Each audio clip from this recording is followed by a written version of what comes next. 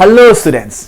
আজি আমি পুনৰ লৈ আনিছো ক্লাস 10 ৰ কাৰণে তোমালোকৰ ফাইনাল এক্সামৰ কাৰণে আমি বহুত ভিডিওত আমি তোমালোকৰ কমন কোৱেশ্চন কিছুমান আমি আলোচনা কৰিছো আকৌ আমি ফ্ৰী ফাইনালত যিকিটা তোমালোকৰ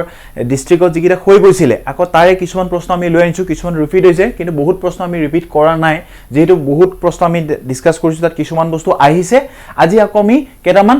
প্ৰশ্ন তেনেকুৱা ধৰণৰ আমি চাব আমি গৈ আছো গতিকে আমি বলা পলম নকৰো ওকে সো এই প্ৰশ্নটোলৈকে চোৱা তোমালোকে 17 ইয়াতে পৰিছে প্ৰশ্নটো কি সুধিছে তলৰ কোনকেটা পৰিঘটনা বায়ুমণ্ডলীয় প্ৰতিখনৰ বাবে সংগঠিত হয় হয়নে সো ইয়াতে কি কি দিছে চোৱা তৰাৰ তীৰবিৰণী এটো হয় হয়নে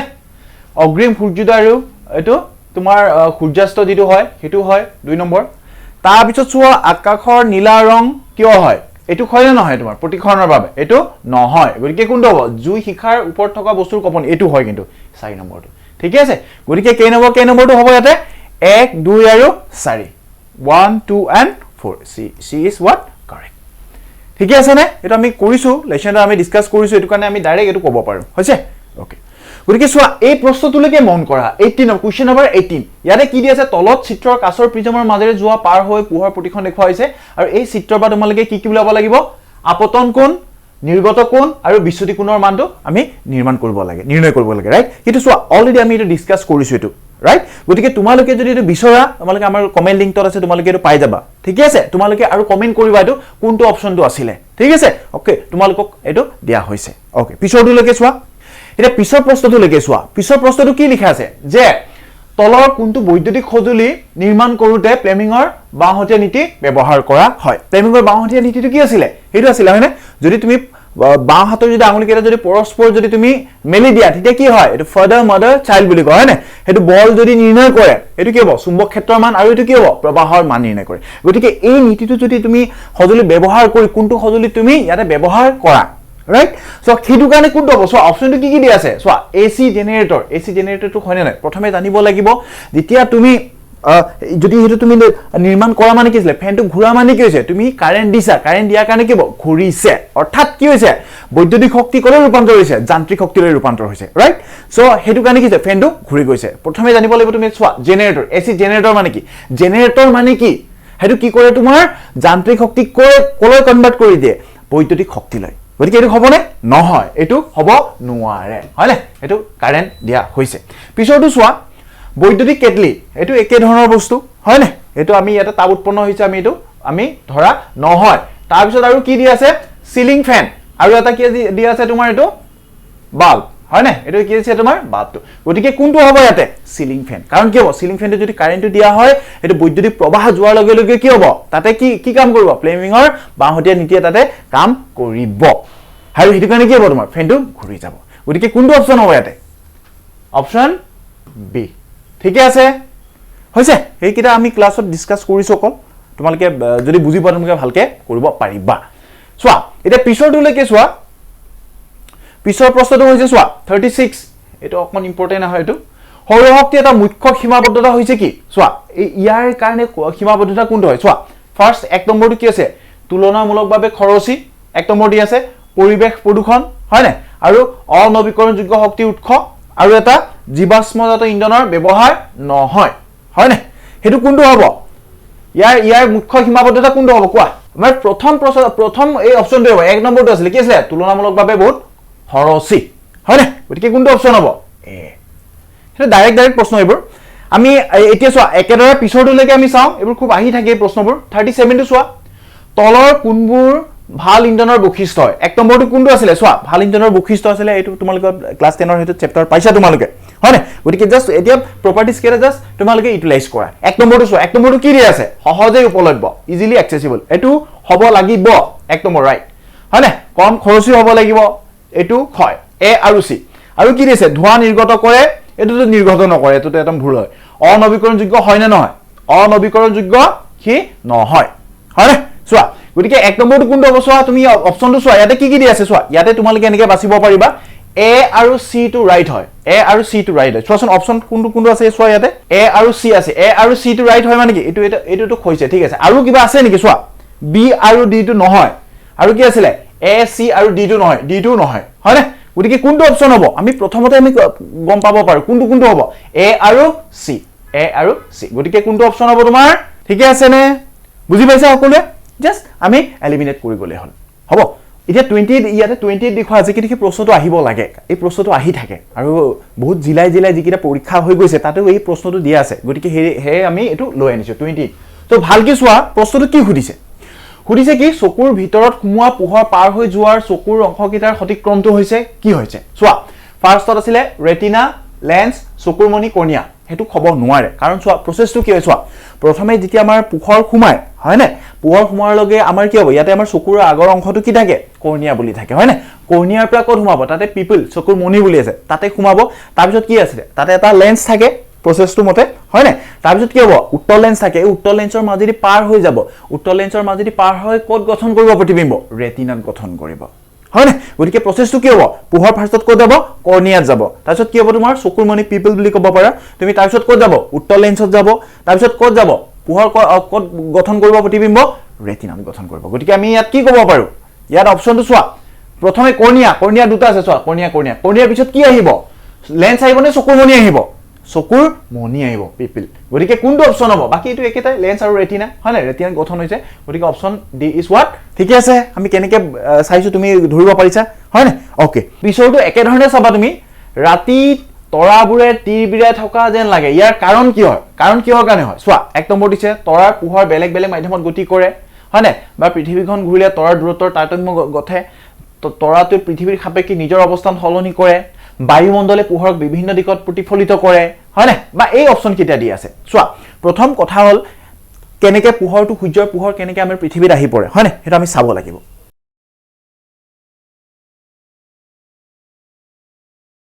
চোৱা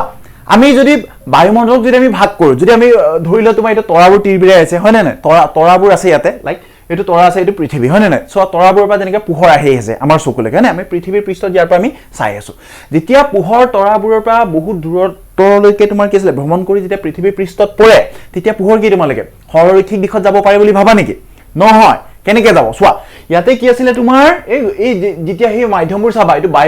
বায়ুমণ্ডলীয় এটো মাধ্যম হয় না আৰু কি হয় বায়ুমণ্ডলৰ মাধ্যমবোৰ কি হয় যেতিয়া পৃথিৱীৰ পৃষ্ঠত পোহৰ পৰাৰ লগে লগে কি হয় ইয়াতে কি হৈছে তোমাৰ গৰম হৈ যায় হয় না উষ্ণতা বাঢ়ি যায় হেতু কাৰণে কি হ'ব তোমাৰ অণু পৰমাণুবোৰ কোনফালে ওপৰলৈ উৰা মাৰিব হয় না গেছৰ কণাবোৰ উৰা মাৰাৰ লগে লগে কি হ'ব তলৰ আমাৰ কি হৈ যাব ইয়াতে ঘনত্ব কমি যাব ডেনসিটি কমি যাব ৰাইট গতিকে কি ক'ব পাৰো আমি সেই যিকিটা তলৰ মাধ্যম হয় এইকিটা কি হল পাতল লঘুতৰ মাধ্যম এটা সৃষ্টি কৰিব বায়ুমণ্ডলীয় হেবোৰ তৰবোৰ কি কৰিব এটা লঘুতৰ মাধ্যম সৃষ্টি কৰিব একে ধৰণে যেতিয়া ওপৰলৈ গৈ থাকিবা কি হ'ব ঘনতৰ হৈ গৈ থাকিব অৰ্থাৎ তুমি ক'ব পাৰা যে ঘনতৰ পৰা কি আছিল পোহৰ কৰবা গতি কৰে ঘনতৰ পৰা লঘুতৰ এইটো লঘুতৰ হয় না লঘুতৰ ঠিক আছে চোৱা একেদৰে যেতিয়া তুমি পোহৰ যদি ঘনতৰ মাধ্যমৰ পৰা যদি লঘুতৰলৈকে যদি যায় তেতিয়া কি হয় তোমালোকে কোৱাচোন যদি মই ইয়াৰ পৰা ধৰিছো পোহৰ এনেকৈ আহি গল হয় না ইয়াতে গল এটো তোমাৰ এটা অভিলম্ব হয় না এটো ঘনতৰ পৰা তোমাৰ কত গৈছে তোমাৰ লঘুতৰ ঘনৰ কাৰণ এইকিটা চাই লবা ইয়াতে হেতু কি হৈছে তোমাৰ এটো ঘনতৰ ইয়াৰ তুলনাত এটো কি হ'ব লঘুতৰ হয় না আকৌ একে ধৰণে এটো ঘনতৰলে ইয়াৰ তুলনাত কি হ'ব এটো লঘুতৰ হয় না ওপৰৰ তৰফটো এনেকৈ কি হ'ব কমি আহি যাব তেতিয়া আমি কি জানো যে পোহৰ যেতিয়া পৰে তেতিয়া কি হ'ব ঘনতৰ মাধ্যমৰ পৰা যেতিয়া তোমাৰ লঘুতৰ মাধ্যমলৈ কি হ'ব পোহৰ কি হৈ যাব তোমাৰ অভিলম্বৰ পৰা আঁতৰি আহিব হয় না পোহৰ সিধাকে যাব নোৱাৰে গতিকে কি হ'ব তুমি ইয়াত তৰাটো যদি দেখিছা আমি কোনফালে দেখিম এই তৰাটো অৱস্থানটো ইয়াত থকা যেন লাগিব আমি হৈছে কাৰণ কিয় আমাৰ অৱস্থানৰ আমাৰ কি আছিল তোমাৰ এটো বায়ুমণ্ডলৰ এটা কি আছিল তৰফটো হলনি হৈ গৈ থাকিব আৰু যেহেতু স্থিৰ নহয় বায়ুমণ্ডলীয় তৰফবোৰ স্থিৰ নহয় হেতু কাৰণে কি হ'ব তোমাৰ হঘনাই কি হ'ব তোমাৰ হলনি কৰা যেন লাগিব তোমাৰ তৰফবোৰ তোমাৰ কি আছিল হলনি হৈ থাকে মাজে মাজে কাৰণ বায়ুমণ্ডলৰ এটা কি থাকিব তোমাৰ এটা কবাত কি হ'ব তোমাৰ ঘনত্ব কমিব বাঢ়িব হেতু কাৰণে তোমাৰ কি হ'ব স্থিৰভাৱে তুমি এটা কোনো এটা বিন্দু এটা তুমি নাপাবা হেতু কাৰণে আমি তৰাবোৰক কি কৰো তোমাৰ তীৰবিৰাই থকা যেন দেখা পাম ঠিক আছে গতিকে হেতু আমি কি কৰিম হেতু কাৰণে আমি কি কৰিম ইয়াতে অপচনটো আমি কি লিখিম ইয়াতে যে তৰাবোৰৰ পোহৰ বেলেগ মাধ্যমত গতি কৰাৰ কাৰণে কি কৰে পোহৰবোৰ তীৰবিৰাই থকা নিচিনা লাগে হৈছে ওকে চোৱা এই প্ৰশ্নটো খুব ইম্পৰ্টেন্ট বুলি ভাবো কাৰণ কিয় আৰু হেতু আহে পৰীক্ষাত বহুত আহি থাকে এই প্ৰশ্নটো তোমালোকে চাব পাৰা পিছৰবাৰ যে কি কৈছে চোৱা এই প্ৰশ্নটো ললো এবাৰ তলৰ কোনটো চুম্বকৰ বলৰেখাৰ এটা ধৰ্ম নহয় which of the following is not a property of a magnetic field lines চোৱা প্ৰথমে আমি জানিব লাগিব চুম্বকীয় বলৰেখা মানে কি হয় না বা তাৰ ধৰ্ম কিটা কি আছিল চোৱা মই সৰুকে দেখাই দিছো